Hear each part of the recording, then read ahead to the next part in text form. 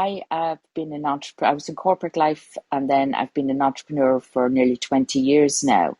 And I've had the lowest of lows in business and I've had the highest of highs. And I'm embarking on another new project now. So, with the psychology of winning, what could you guide me to keep going and to keep, um, I suppose, to keep going and to keep my sorry, I have a bit of brain fog. No, no, no, you And I'm don't. tired. You don't at all. No, I know exactly what you're saying. And first of all, I love the Emerald Isle. I love Killarney and Kildare.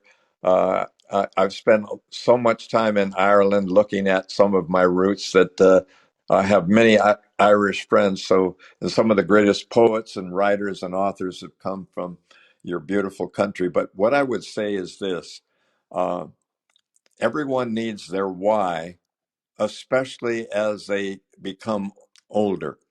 And here's why. Unless you're learning, you're beginning to go to seed. And it's absolutely imperative to have always something that you're striving for that's new and different from what you've been used to. Because what I'm learning at the age of almost I'll be 89 in June. And I'm learning that I lose it unless I use it. And that includes cognition, handwriting, that includes reading, writing, arithmetic, walking, running, jogging, anything, any use of any part of my cognition body. And I've been working with a brain trained and neurologist experts. And I'm behaving at the as if I'm 65 when I'm really 88 or almost 89. And I'm behaving that way so that I can keep my mind and body always looking forward to what the next new learning experience is. And I'll just give you one other little thing. I have found that when I interviewed and was a student of Viktor Frankl, who wrote Man's Search for Meaning during the Holocaust, and I'm using the Holocaust only for this reason.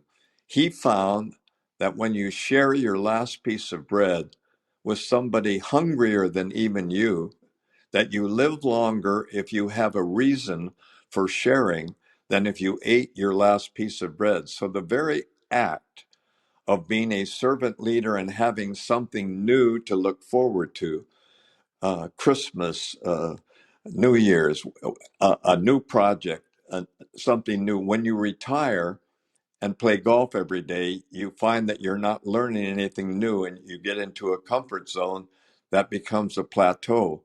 And then you start going downhill. So you can only continue to climb when you're pedaling or climbing.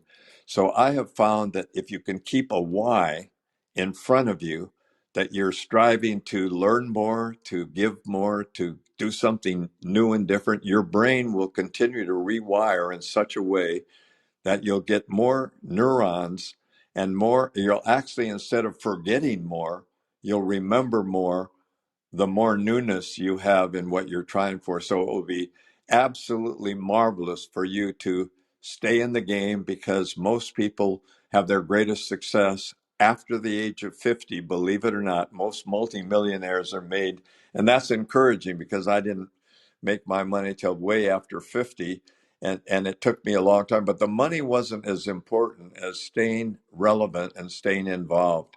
And when they asked Warren Buffett why he's giving his $85 billion away and why he doesn't retire, he laughed and said, retire? That means go to bed.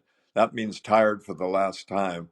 That means, but I'd rather retry myself and re-inspire myself. And I think you'll find that you'll have some of the greatest moments of your life and experiences from now on.